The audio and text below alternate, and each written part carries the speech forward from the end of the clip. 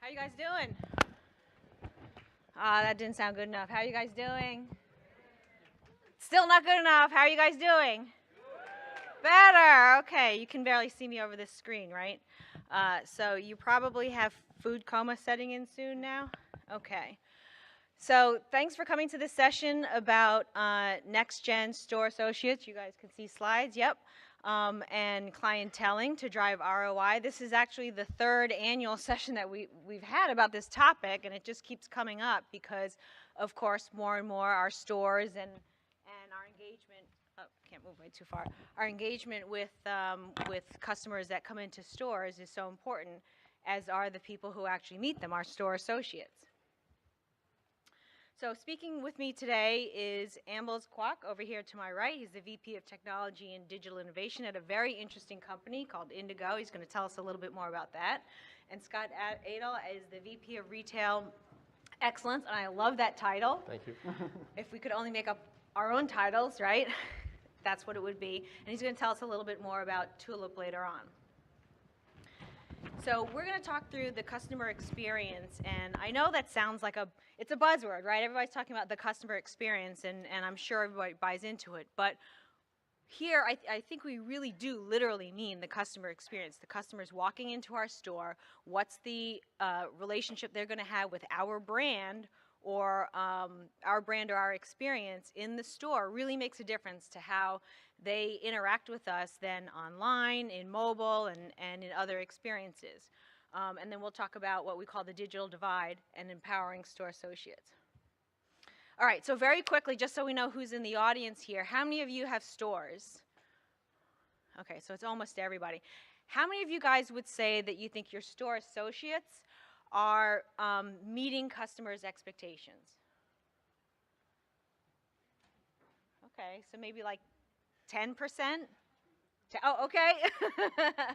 Anybody exceeding customer expectations?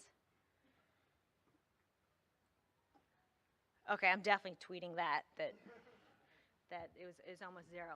So, not surprisingly, today's store associate or sales associate really has a lot more expectations, right? They are that face to the customer. They are the one that maybe hopefully knows the most about your products and what's in store. But they also need to be digitally connected, super knowledgeable, because guess what? She's walking in most of the time having done research about a product or having shopped your competitor before walking in, or maybe even having been in your store or to your site before.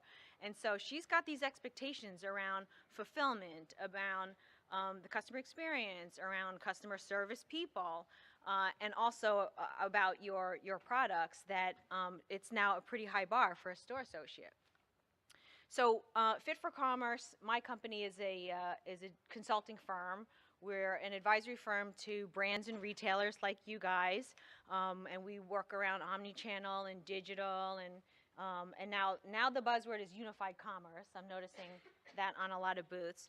But we also run the NRF's Omnichannel Retail Index. This is the official index of the NRF, and through this we study 120 different companies that are in the index. And so this is some of the stats that you have, and we actually have a handout with some stats also on the back if you want to grab one of these on your way out. I think, right, we'll have them. So 66% of the retailers say that they have tools to empower sales associates to look up items online or from another store. Some of you guys call it save a sale, sometimes endless aisle. And this capability is not easy to implement because it may mean, real-time inventory or close to real-time inventory. And of course it means devices for your store associates and also the training and the knowledge on how to implement it. But 66% is a pretty high mark. 57% look up customer account information and purchase history, right? Think clienteling. 46% buy in store and ship anywhere, and 41% offer the ability to buy online and pick up in store. And all of these numbers are up double digits from last year, and this is the fourth year of the study, and I think we're just going to keep seeing these things. We have this saying that what's today's best practices becomes tomorrow's table stakes, and what's today's innovation becomes next year's best practices. So the notion here behind this sort of visual is a little bit about what we see in the market. Usually when we're working with the brand, there's some part of omni-channel that they've invested in or conquered. Sometimes it's on sort of the marketing front. Sometimes it's on the customer experience front, like storefront or website, and then of course behind the scenes, the enablement. But very rarely do we see where all three of these elements are conquered or conquered well. Because it's easy to say omni-channel or digital experience or single view of the customer, but actually implementing all these different areas involves people, process, skills, capital, and focus. And then add on top of that most of us are gunning for personalization, right? One-on-one marketing, or the personalized experience when they come to the website. And all of that takes data and that kind of enablement. So this is a bit of a nod to the complexity of this, and that I see some heads nodding that probably, you may be conquering one of these areas, maybe two of these areas, but it's really hard to kind of conquer it all. And then lastly, we really think that the goal is of course delighting or thrilling your customer, and part of that is understanding the customer across all different channels. And so these are just sort of some quick bullets to say we really think that this kind of investment is deserving of research into it, some analysis into it, planning, and then just this notion of testing and adjusting, that very rarely do people get this straight the first time, and so have to test and adjust along the way. So with that, I'm going to hand things over to Ambles, who's going to take us on a tour. Thank you, Benedict. So Ambles Kwok, I'm the VP of Technology in Indigo and Head of Innovation for Digital. This title helped me, or this position helps me to have a unique opportunity and challenge to think about our future of the store. Today I would like to share with you the discovery journey that I have gone through. But before I go on, this is just Indigo is a publicly traded company, so just a public disclaimer. Indigo is, how many of you guys know Indigo? Have you heard of the name? Okay, that's good, 50% of them. Great, awesome. So we are the largest. You guys are from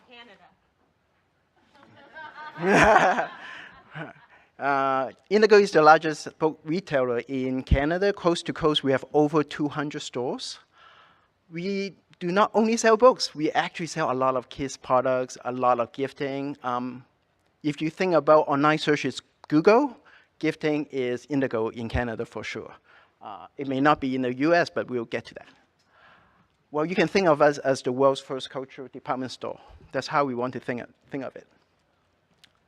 Being a book retailer, we have some unique challenges.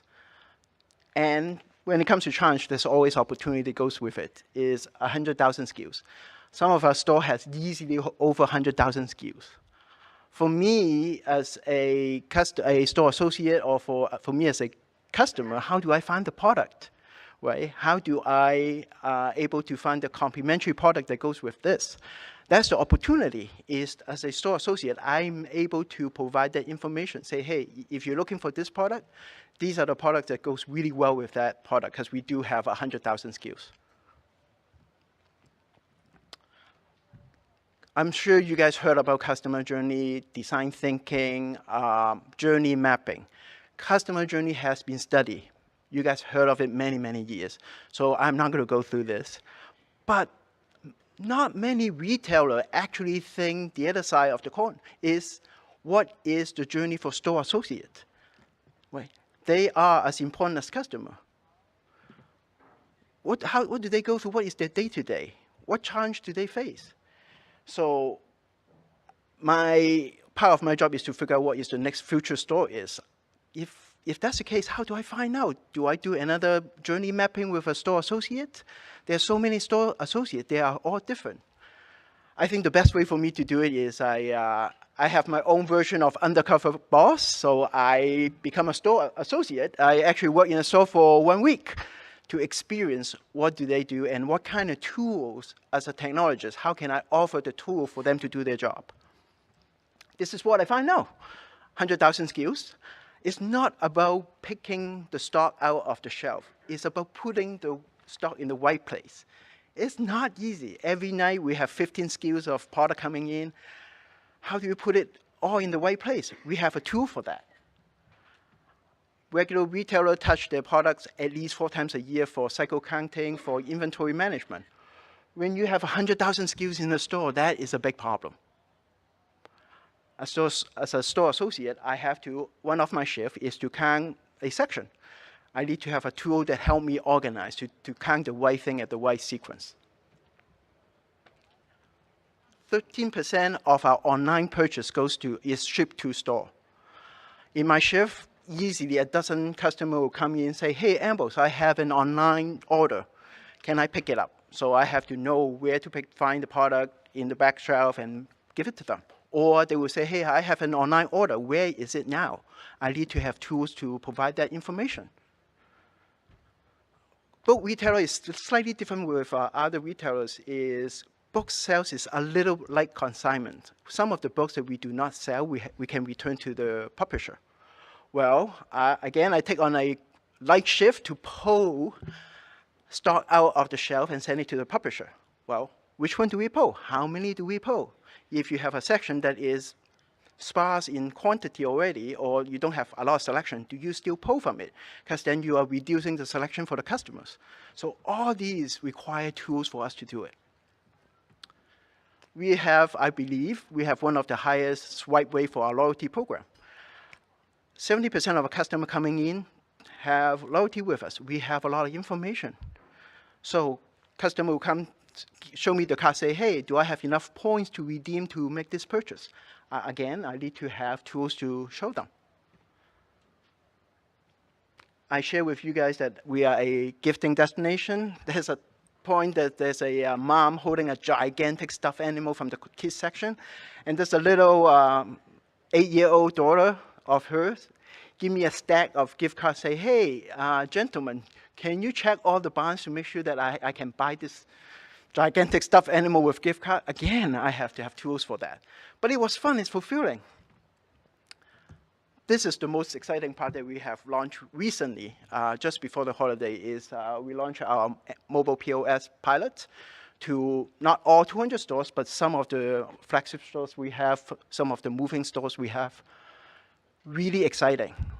As a store associate, I would love to be able to find the product for the customer, recommend products, and actually cash them out on the aisle. That builds a lot of trust and relationship with the customer. And the customer love it. They see that I'm working with them on the transaction. I show them all the discounts they have. It's really engaging. In here, we talk about ROI. This is a perfect example of ROI. The sign on the left is the sign that we put on in one of our stores, which is in the most busiest mall in Toronto. Probably the most busiest mall in Canada, I would say, is in the Eaton Centre. The sign that I'm sure you guys can see it is the fastest line in the mall, not the shortest. We are actually one of the longest line in the mall, but it's the fastest. Longest line is a good problem to have, but it's also fastest because we use mobile POS to line bus and get people out very quickly, expedite their checkout process. Customers love this. Based on this, based on our pilot stores, we can see some really, really good sales that right now we're compiling from our finance department, but we have seen really, really good output coming from it. We'd love to share that number when we release those. So after this 1 week of undercover boss, what did I find out about Future? Finding needles in a haystack is very difficult. And I have to actually put the needles in the right haystack in the first place. We can do better, right? I think Google search has trained us to be a lot more relying on the instant gratification. We want things fast. Study shows that 5 minutes is all the attention span that we have. If we cannot find that product, 5 minutes, they will walk out. Right? And I think the attention span is less than us when we are becoming a 3-month-old Labrador Retriever because we cannot focus. not only that we need to find the product, sometimes we may not able to find the product. Maybe we can offer complementary products that works well or similar products. We have to know the customer first. How do we do that? Customer trusts us to provide their transaction data, their online purchases, their loyalty information for us so we can use it. Are we using it correctly? Are we using it to the best we can? In 10,000, 100,000 SKUs, how do we provide the hyper-personalization that the customer is expecting right now? Right? Our attention span is low, and we have a lot of information that coming into our head every day. We cannot see everything. Customers are relying on us as store associates to provide that information. Also, where is my online order? We need to provide that information. It is no longer acceptable to answer customers say, oh, this is your online order. I don't have the system to look up for that. From customer perspective, they don't really care whether it's online, whether they buy from Instagram or Facebook. They see you as a brand. You should have a single pane, say, this is our brand, this is how we access information, don't worry about it. If you transact with us, we know your transaction. We know where your stock is, we know when the delivery is. Don't worry about it, we should provide that. If not, people will walk away from your store because they do not see value.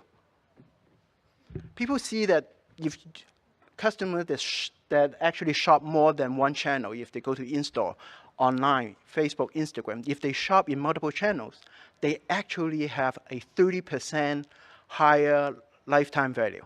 And the basket size is larger too. So leverage that. But leverage it in the right way. Make sure you have the right tool for your store associate to provide that information. So store is the fund for your online as well. They are not separate.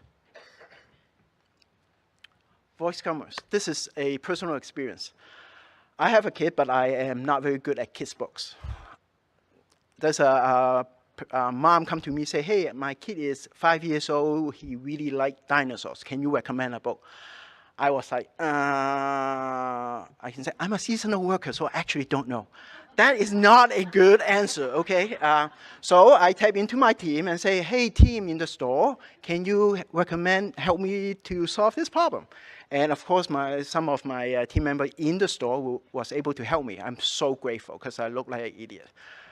But imagine if I can call back to the home office that some merchandiser knows books really well.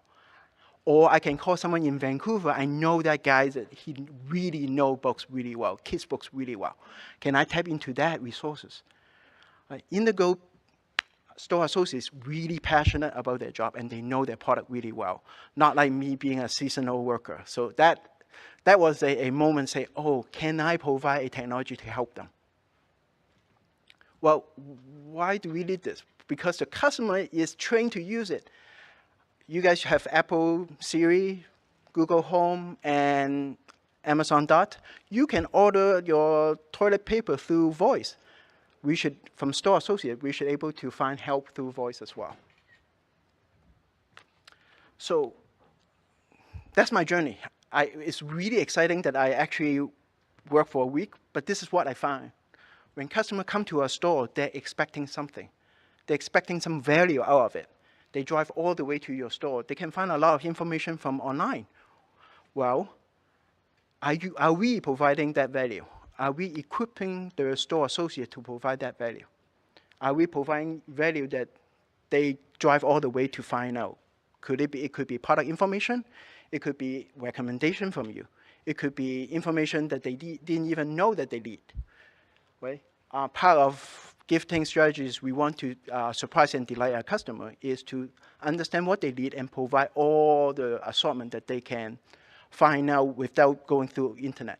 Of course, they can find out a lot of things on internet, but it's a store associate that knows a product that can recommend that. Information asymmetry. Customers are smarter every day. Like you said, they probably come in, they know the product they want. They find out a lot of information online. They know the products they want, but as a store associate, I have 100,000 products that I need to know information for. How can I do that? It's impossible. We need to step up the game to provide that information to the store associate. Otherwise, there's no reason for the customer to come into the store. We are creating the retail apocalypse ourselves. We cannot let the customer go unsatisfied. Happy wife, happy life. I'm sure everyone heard about that. I believe in happy store associate will create more happy customers. If I can do my job confidently and adequate, for sure, but have to be confident providing that information and value to the customer, they will come and shop in our store a lot more often. We need to drive them back to the store, and hopefully we will create a long-term relationship so we can turn the customer from a one-time transaction, hopefully winning not only their wallet but also their mind as well as their heart, turn them into a brand advocate. I think that is a much better way than marketing, but that is my personal experience. I'm sure a lot of marketers will disagree with that. At the end, that's my picture. Actually checking our customer. So thank you for the opportunity. I can share the story with you. Hopefully I can share the future story with you relatively soon.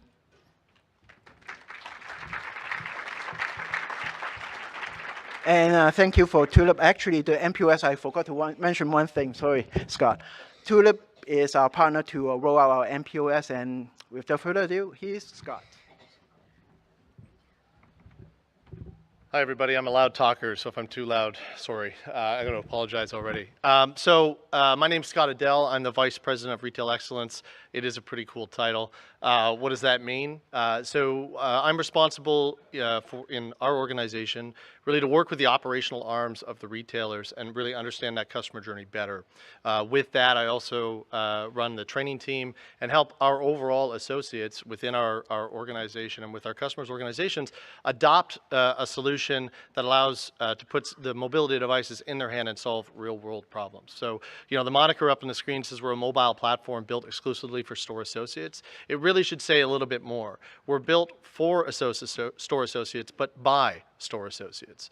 We solve the real-world problems that, as Ambles, so elegantly mentioned, that exist in stores today to create less friction between the customer and that associate. So kind of what do we do? What does this platform look like? So we're a productized platform in the cloud. We basically take all of your legacy data, all those old archaic systems where you have all this rich information but can't pull it out in a way that's easily digestible for your associate to actually utilize. We take that, we deduplicate it, we make it a little more efficient, and we put it down into an iOS first device, which allows us to actually brand it and create a skin to solve real problems. One of the ways we do that, the reason why our tool is so easily adopted, we're an official mobility partner of Apple. What that means is that all of our design standards, as we build product, we work directly with Apple in order to make sure that we fit their design standards for their iOS and for their infrastructure. So as you grab one of our devices, majority of your associates are already comfortable using their own phones. They grab ours and allow the adoption curve or the training curve to be significantly smaller because they're already used to the navigation. Outside of this, every one of our partners that we sign on and utilize our device also gets an Apple account executive to actually help with that journey and ensure that it fits kind of what they're sort of building within their retail experience in their stores. Overall, it creates a really nice, seamless experience for your associate and allows them to want to engage with your device and actually want to stay with your organization. So what we've heard, we've seen a lot of metrics in and around today with FitForCommerce and Indigo both showing what they've understood with the customer. From the vendor side, here's what we've seen. There's really this digital divide. Why we exist is because the sales associate and the retailer, sales associate and the customer, as they get together, we find about 84% of the customers that come in the store, they believe that they know more than that sales associate. Our original customer, which was Toys R Us, where this was born from, or the first instance that we put in place, was to solve the problem of a pregnant mother coming into a store and dealing with a 17-year-old associate that knows nothing about babies.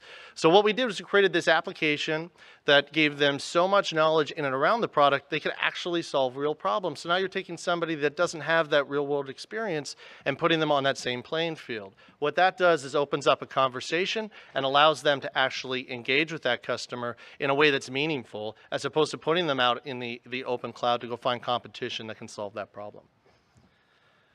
So the business problems that we see and how we kind of build in and around the innovation and what we like to sell is we really solve these technical business and financial problems. It's no secret that really IT costs are kind of soaring. Old legacy systems are getting harder to maintain and manage, right? Business adoption over all of these particular products, specifically in clienteling. You have associates that are going rogue, grabbing their own devices because they're commissioned, and they're trying to do everything they can to make the most out of their box. When you don't solve these problems or you don't focus on these particular issues, it creates animosity between not only your management and your staff, but also between those customers and the associates. That's that digital divide again. So how do we help? The store associate really, we believe, is the retailer's most important asset. As we continue to build product, we build product, like I said, from the sales associate up. We come up with a solution. We pull in 200 associates. We focus group them. We ensure that we're on track.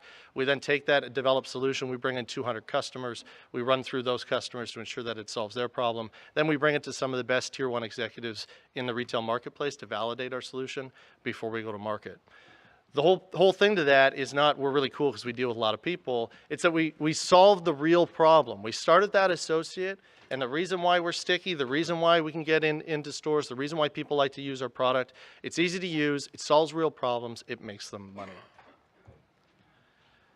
We take regular organizations that we see from a basic maturity model that maybe have 1 or 2 devices in the store, and we move them quickly across a maturity channel to take those legacy systems and make them not only an omni-channel retailer, but a relationship-centric retailer.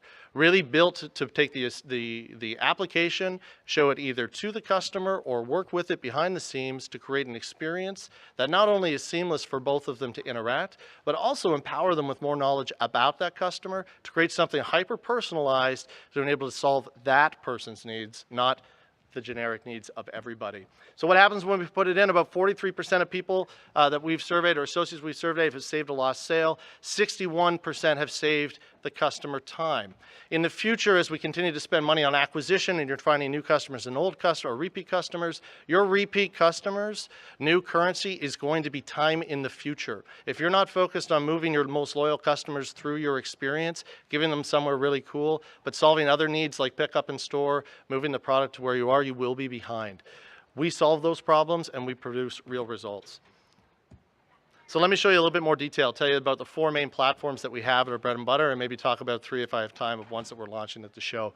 One is assisted selling. This is the basic need of assisted selling, is ingesting your catalog, showing it in a way that's fairly similar to an e-commerce experience, but not only from the experience perspective of navigation, we're also empowering those associates with all of the knowledge of the product through description, through reviews, and connecting them with any buyer notes that your associates would need in order to have the most information that they require. Checkout, Ambles elegantly talked about how we create mobile POS solutions. We're not just a mobile POS for your in-store experience, we're also a connected commerce experience. So we can move that transaction across your infrastructure, online, in-store, mobile web.